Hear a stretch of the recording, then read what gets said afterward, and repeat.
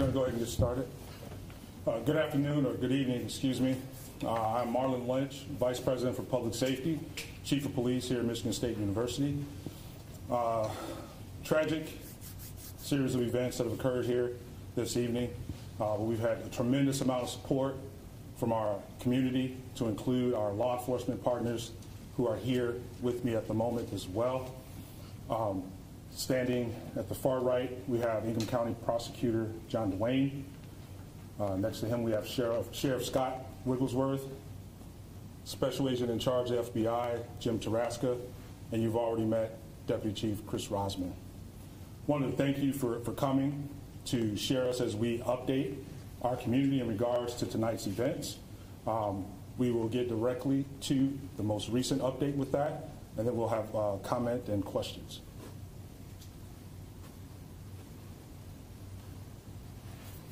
Thank you, Chief. Again, Chris Rosman, Deputy Chief with Michigan State University Police and Public Safety. So we start tonight by sharing an important update, and that update is the suspect in this incident was located outside of the MSU campus, and it does appear that that suspect has died from a self-inflicted gunshot wound. It is confirmed that he is deceased. This truly has been a nightmare that we are living tonight, but we have remained laser focused on the safety of our campus, our students, and the surrounding community. We are relieved to no longer have an active threat on campus, while we realize that there is so much healing that will need to take place after this.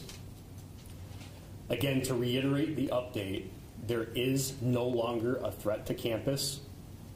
We believe there to only be one shooter in this incident, and there is no longer a need to shelter in place on campus. There is no longer a threat on campus. We are sad to report that there have been 3 confirmed fatalities. This is in addition to the 5 victims who were injured and transported to the hospital. Some of those 5 victims still have life-threatening injuries. Out of respect for the families, and while we continue our active investigation, we cannot confirm any personal information about any of the victims at this time. Again, we want to reiterate to everybody that we know there is a lot of information that's being shared on social media and being said on the scanner. Please continue to get your information from us. We are committed to sharing timely and transparent information. Our hearts are with those who have been affected by this senseless act of violence. Giving an update like this is never easy. As a father, I can only imagine how parents are feeling right now. This will be the beginning of a long healing process for everyone who has been affected. That is the initial information that we're able to share at this point. I'll conclude by saying, again, that this is still a fluid situation. There are several different crime scenes that we are processing with our state and federal partners, and there's a lot of work that still needs to be done. At this time, I'm going to turn it over to Special Agent in Charge James Taraska from the FBI.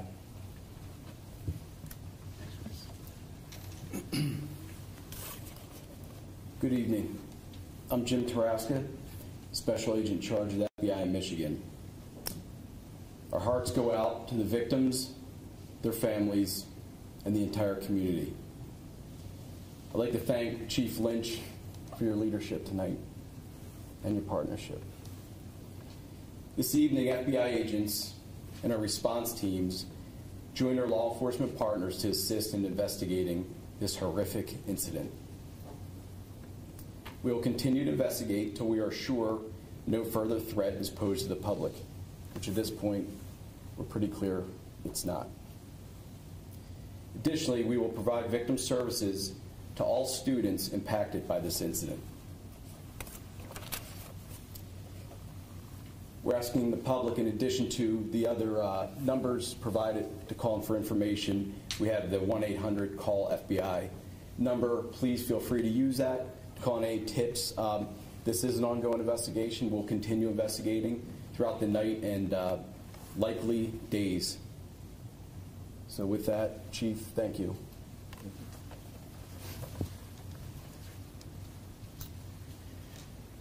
In addition to the FBI tip line, we have countless investigators from not only the MSU, Police and Public Safety, but our local, county, state, and federal partners assisting us with this investigation, and there still is a lot to do. I'm going to provide another 800 number and email address for anybody that may have any information that will help our investigators as we put the pieces together for this incident. That phone number, and we'll also share it on our social media, is 844-99-MSUPD. Again, 844-99-MSUPD. And our tip line is tips, T-I-P-S, at police.msu.edu. Our investigators will continue to work tonight and around the clock to process the crime scenes and start to put the pieces together to try to understand what happened here tonight. At this time, we will open it up for a couple questions. I just want to say, please understand that we are sharing information as quick as we can. There's a lot that we don't know at this point. This is still dynamic, it's still fluid, and we will do our best to answer your questions. I'll start right here in the front. Is the suspect a faculty member, a student? What can you tell us about him? So we are unsure of any affiliation that the suspect had to the university. Our investigators and officers are still working to determine his identity. Once his identity is determined, we will then look to what connection he may have had to our community here, but at this time, that's still part of our investigation. Just to follow up along the same lines, are the victims in this instance students? So we continue to work to identify the victims in this case out of respect for their families. As we work through the process, we are not going to identify or confirm if any of the victims at this point are MSU students. That is something that we are quickly working to determine, and that will be a priority for us. In the back. Can you describe if they're men or women for the victims? I actually don't have that information. All we can confirm at this point is 3 fatalities at the scene on campus and 5 victims that were transported. That is all the information that we have. However, we will work to determine the specific identity of those victims and their affiliation to campus, if any. Over here. Were the shootings limited to the Union and Berkey? And then also, there were reports that the suspect was found with a backpack with magazines and another gun. Are you able to say if that's the case? So the first question was the location of the shootings. We can confirm that the first shooting occurred at Berkey Hall, and the second subsequent shooting occurred at the MSU Union, which is adjacent to Berkey Hall. Victims were located at both of those locations. There were no other scenes, or a shooting did not take place at any other location. There were erroneous reports that there were additional shooting scenes, and that is not true. The question about what the suspect had in his possession when he was contacted, I cannot confirm that right now. We did release some pictures of the suspect. I cannot confirm if he was possessing a bag at that time. Go over here. Do we know what type of gun was used? We do not at this point. We do not have that information. That will be part of this investigation in terms of what type of weapon was used. We do not have that information at this time. Our investigators are working. That's part of the investigation that we're putting the pieces together right now. go over here. Do you have any information about what the motive was for this? We have absolutely no information right now on what the motive is, and I can't even begin to imagine what that motive would be. That will obviously be part of our investigation. I know that that is going to be a question that lingers on everybody's mind. We will do our best to determine that, but at this time we have no idea. Right. How many law enforcement officers, agents assisted you in this entire incident? The initial response to the initial shooting was overwhelming. Every one of our law enforcement partners in Ingham County responded to the scene, and additional counties in this area showed up along with our federal partners. I'm comfortable saying in the hundreds. We had hundreds of law enforcement officers from university, local, county, state, and federal from the mid-Michigan area that descended on campus today in a coordinated effort to resolve this incident and secure our campus. In the back, U6. Do you know where the MSU president is, and do you know why we haven't heard from her? I don't have that information right now. My understanding is that she is returning to campus and has been briefed on this incident, and I can only imagine what she's feeling at this point. Our focus up to this point has really been on the safety of our campus and the public safety operations at hand. And we have briefed not only our president, but our executive leadership team every step of the way. In addition to that, we activated our emergency operations center and put our plans in place that we have planned for an incident similar to this. We initiated those plans, and part of the reason that it was as smooth on our end as it was in this tragic situation was because of the pre-planning, the emergency plans, and the training that we do countywide for responding to active violence incident. In the back. Great. Can you confirm how many fatalities and injuries there were at each shooting location, and how many people were at those locations when the shooting started? Sure. The question was how many victims were at each shooting scene. I unfortunately do not have that information. Out of an abundance of transparency, I can share that 2 of the fatalities were at Berkey Hall and 1 was at the MSU Union. The other 5 victims, I don't have the specific locations where they were. We also don't have specific information on how many students or people were in those buildings when the shooting occurred. I do know that there were students in those buildings. I don't have a specific number. I want to commend the students and our community on how they reacted when we sent out our emergency messaging, instructing people to shelter in place, to run, hide, fight. Our community listened, and that's why a lot of folks in those buildings were able to escape, is because of following our instructions. We go over here in the back. You talked a lot about the collaboration, the massive response. What led you to this guy? How did you find him? So I actually don't have that information right now.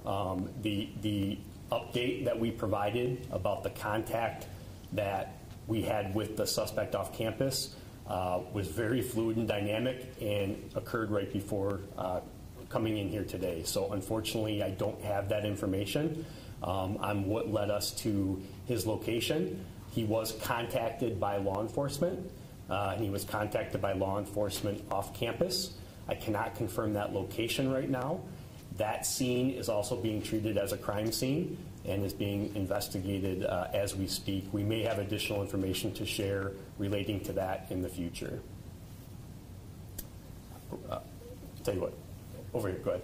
The 5 victims, are all of them still in critical condition? Are some in stable condition? What's the range of their condition right now?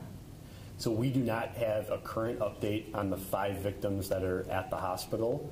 I am aware that they experienced life-threatening injuries. We hope to have an update from the hospital, and I think at future briefings we will have a representative from the hospital here that may be able to share additional information as well. Sir. Yeah, thank you. The shooting victims in Berkey, were they all in one location, such as a particular classroom? So I don't have that information right now. That will be part of our investigation in terms of where the victims were located within the building. We don't have that information available to us right now. Right here. Are there plans to close campus beyond the 48 hours? So at this point, we are declaring that campus will be closed for 48 hours. That is the current status right now. That is subject to change as we evaluate our response to this incident, keeping the victims and the students of our community who have been impacted by this tragedy at the forefront. If we need to extend that we will, and the appropriate conversations are occurring to make those determinations right now. Sir? Can you confirm that the suspect in the photos is the same person that was found dead? I can confirm that the photograph that we pushed out immediately as part of our transparent information sharing is the same suspect that was found deceased, yes. Sir? Just so I'm clear, can parents come to the campus now to pick up their students, and can students leave the campus? Yes, so we have lifted the shelter in place. That communication was sent out during this conference. Students are free to leave and go about their business. If they would like to be picked up, they may do that. We encourage any student that experienced any part of this incident that may be a witness to contact us. We have already been in touch with several of them, but if there are any students that witnessed any of the tragedy that occurred tonight, we would refer them to our tip line and email. We would like to have an investigator speak with them to understand what their experience was during this tragic incident. In the back. To your knowledge, was there anybody that confronted the shooter either at Berkey or the State Union building? We do not have any information on whether anybody confronted the shooter at either one of those buildings, one way or the other. Part of the investigation, we will look at the sequence of events and what occurred at each building, and that's why we encourage any students or witnesses to come forward to help us piece the sequence of events together. Go ahead. Were any campus threats reported in the last few days or on social media? And then how did police find the suspect? Did he shoot himself prior to police interaction? So we have not received any threats to campus in the last several days or before this incident. We have not received any threats to our knowledge. Obviously, our state and federal partners are constantly monitoring different sources to provide information to us. And to my knowledge right now, we were not aware of a threat before this. What was the second part of your question? How did you all stop the suspect? Did he shoot himself before he made contact with you guys? So I don't have the particular details on the encounter that happened when law enforcement confronted the suspect off campus. That will be part of our investigation as well, but I don't have the specific details of how that incident transpired. What was the first time that the call came in? The first report that we received was at 8:18 p.m. 8:18 p.m. We responded in force. We had officers on scene, not only from MSU Police and Public Safety, but East Lansing Police Department, the Michigan State Police, the Ingham County Sheriff's Office, Meridian Township Police Department, initially responded to that scene within minutes. We had officers in the building following their active shooter protocol and going towards the threat. While officers were in Berkey Hall, the suspect moved over to the Union, and when the incident took place there, officers quickly redeployed to the Union, and that's when the suspect left out the north door of the Union, which was the point that he was last seen. We'll be taking one more question, and then we'll provide an additional update at 1:30 a.m. So we'll take one more question, and we are going to do another update at 1:30, which is a little less than an hour from now. Go ahead. I know the scene with the shooter is still ongoing. You just found out about it, but do you know, was he in an off-campus apartment, in a car? What was the location in which you found the suspect? So we're not going to share any information right now about that specific location where that occurred. I can assure you that it was off campus. It wasn't directly near campus at all. It was in an off-campus location. Because that scene is still active as well, we're not going to disclose that particular location right now. So again, we really do appreciate everyone. Go ahead. Yeah. I'm going to turn it back over to the Vice President, Chief. I just wanted to end it with this particular comment. We can't describe and appreciate the response that we have from our partners in our community. The number of police officers, emergency medical service, fire departments that showed up literally within minutes to support this effort, it's completely overwhelming with that. If you were on campus at the time, you saw it with that. They're still there, still clearing buildings. It's a very methodical process. We had the numbers to do it, and it's only because of the relationships that we have here locally and the ability to train and partner constantly, and the communication is always there. It's a situation that when one department receives the call, everybody does with that. We're extremely grateful for our relationships. It would not have been as thorough and as expedient and as efficient that it has been to this point without those partnerships.